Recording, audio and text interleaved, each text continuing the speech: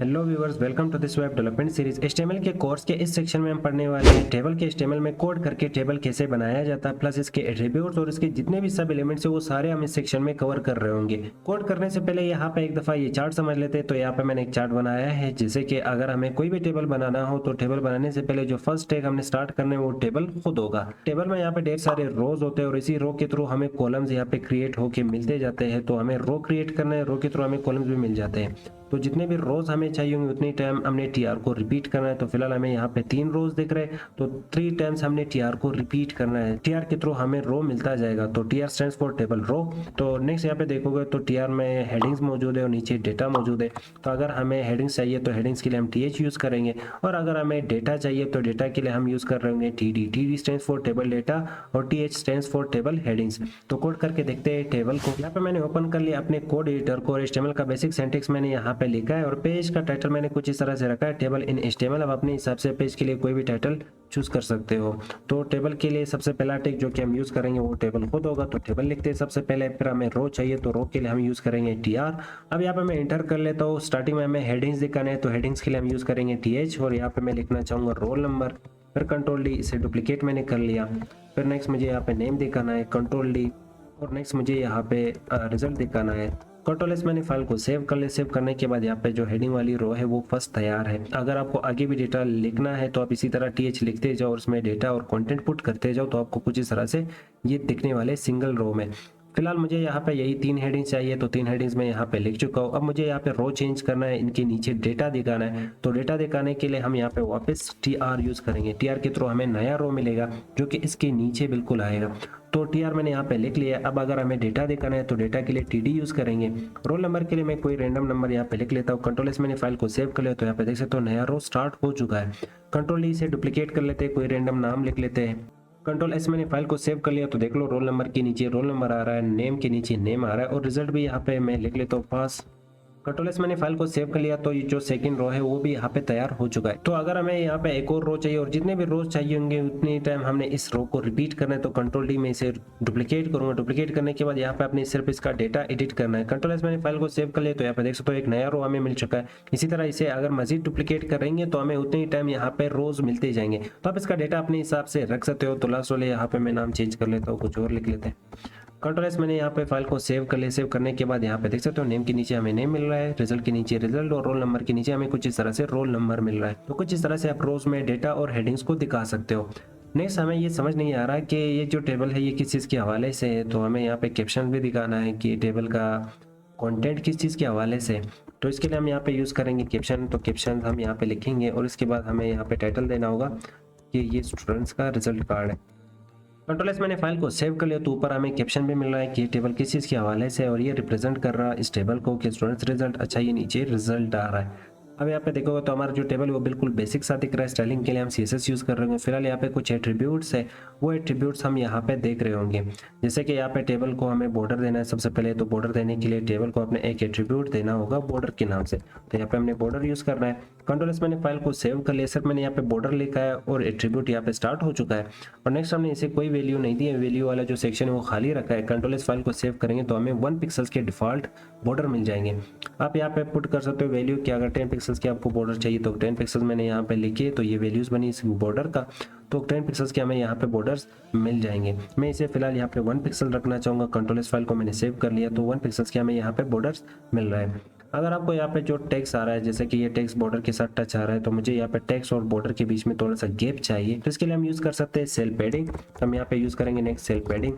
और cell padding में आप यूनिट वापस वही पिक्सल्स में बता रहा हूँ कि अगर मैं 5 पिक्सल लिखूंगा तो सेल पैडिंग हमें 5 पिक्सल मिल जाएंगे। अब यहाँ पे देख सकते हो पहले यहाँ पे टच आ रहा था ये टेक्स्ट इस बॉर्डर के साथ। अब यहाँ पे 5 पिक्सल्स की गैप आ चुकी है चारों साइडों से। इसी तरह अगर आप इसे मजीद बढ़ाओगे, अगर मैं 10 पिक्सल लिखूंगा तो 10 पिक्सल्स की गैप हमें यहाँ पे मिल जाएंगे। अब यहाँ पे सारे सेल्स यहाँ पे टच आ रहे हैं, तो हमें सेल्स को भी थोड़े से दूर रखने। तो इसके लिए आप यूज़ कर सकते हो सेल स्पेसिंग। तो हम यहाँ पे लिखेंगे सेल स्पेसिंग।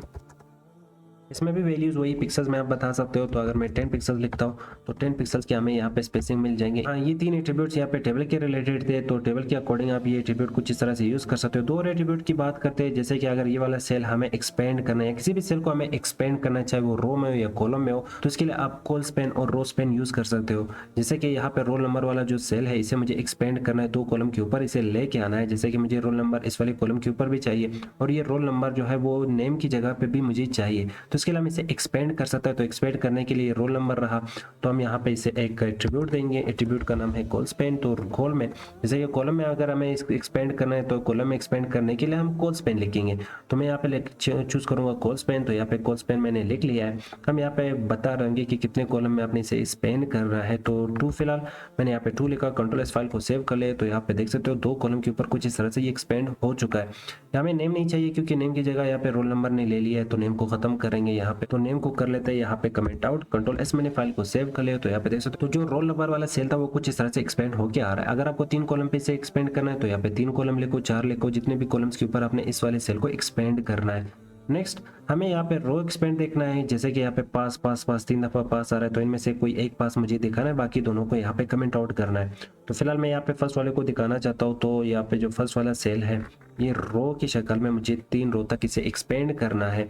तो इसके लिए हम यहाँ पे लिख रहे होंगे रो स्पेन, और अगर मुझे 3 रो तक इसे एक्सपेंड करना है तो 3 लिखेंगे। कंट्रोल एस मैंने फाइल को सेव कर लिया। तो यहाँ पे देख सकते हो ये 3 रो तक कुछ इस तरह एक्सपेंड हो चुका है। अब यहाँ पे जो आगे के 2 पास है वो मुझे नहीं चाहिए, तो वो 2 सेल हम यहाँ पे इग्नोर करेंगे कमेंट के थ्रू। इसे भी कमेंट कर लेते हैं, यहाँ पे इसे भी कमेंट कर लेते हैं। कंट्रोल एस मैंने फाइल को सेव कर लिया। तो हमारा टेबल कुछ इस तरह से रेडी हो चुका है। इस टेबल को मजीद बेहतर बनाने के लिए हम 3 और टैग यूज कर सकते हैं, जैसे कि टी हेड, टी बॉडी और टी फुट। टी हेड में हम वो सेक्शन बता रहे होंगे, जैसे कि ये ऊपर वाला जो सेक्शन है हमारे टेबल का हेडिंग है। तो इसके लिए हम ये वाला सेक्शन इसे इस तरह सेलेक्ट करेंगे, कंट्रोल एक्स कट करेंगे और यहाँ पे हम यूज करेंगे टी हेड। टी हेड में हम यहाँ पे ये सारा टेक्स्ट पुट करेंगे। अब यहाँ पे अगर कोई पढ़ना भी चाहे इस टेबल को, तो उसे समझ आएगा कि टेबल का जो हेड वाला सेक्शन है वो यहाँ पे स्टार्ट होता है और यहाँ पे खत्म होता है। ये वाला सेक्शन टेबल का हेडिंग है। इससे कोई फर्क टेबल को तो नहीं पड़ता, पर इसके थ्रू आप CSS में बहुत अच्छे से स्टाइलिंग कर सकते हो। तो इस तरह जो टेबल की बॉडी होगी वो कुछ इस तरह से हम सेलेक्ट करेंगे, कंट्रोल एक्स कट करते हैं। कट करने के बाद टी बॉडी और इसके बाद वो टेक्स्ट सारा यहाँ पे पुट कर लेते हैं। कंट्रोल एस मैंने फाइल को सेव कर, इससे भी कोई फर्क नहीं पड़ता। यहाँ पे समझ आता है कि हाँ, यहाँ पे इस पहले पॉइंट पे टेबल का हेड स्टार्ट हुआ है और यहाँ पे टेबल का हेड क्लोज है। फिर नेक्स्ट यहाँ पे टेबल की बॉडी। फिर नेक्स्ट ये हेल्पफुल रहता है कि अगर आपने CSS में मजीद स्टाइलिंग करनी है, हेड को अलग टारगेट करके स्टाइलिंग करनी है, बॉडी को अलग टारगेट करके स्टाइलिंग करनी है, तो ये वहाँ पे भी बहुत ज़्यादा हेल्पफुल रहता है। अब यहाँ पे एक और टैग आप यूज़ कर सकते हो मजीद, जो कि टी फुट है। तो टी फुट में आप टेबल के फुटर डालोगे। अब फुटर में वो डेटा डाला जाता है जो कि डेटा से बिल्कुल अलग, जैसे कि आपने पेड देखा होगा, तो पेड में जो बॉटम वाला सेक्शन है उसे अलग सा कलर दिया जाता है कि आप अगर टोटल करके रखते हो, टोटल चीज़ें कितने हैं या टोटल रकम कितना बना, तो इस तरह चीज़ों को रखने के लिए या लिखने के लिए आप टी फुट यूज़ कर सकते हो।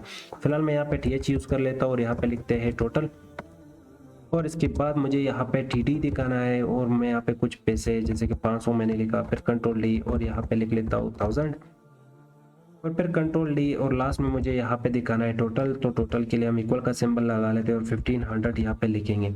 कंट्रोल एस मैंने फाइल को सेव कर लिया। तो यहाँ पे देख सकते हो हमें टी फुट में ये डेटा कुछ इस तरह से टोटल होके मिल रहा है। अब CSS के थ्रू आप ये जो ऊपर वाला सेक्शन इसे अलग टारगेट करके स्टाइल कर सकते हो, ये वाला सेक्शन अलग टारगेट करके स्टाइल कर सकते हो। ये पूरा आपके पास बॉडी और ये जो बॉटम में ये हमारा फुटर है, तो ये जो टेबल का जो फुट है, फुट को अलग आप टारगेट करके स्टाइल कर सकते हो।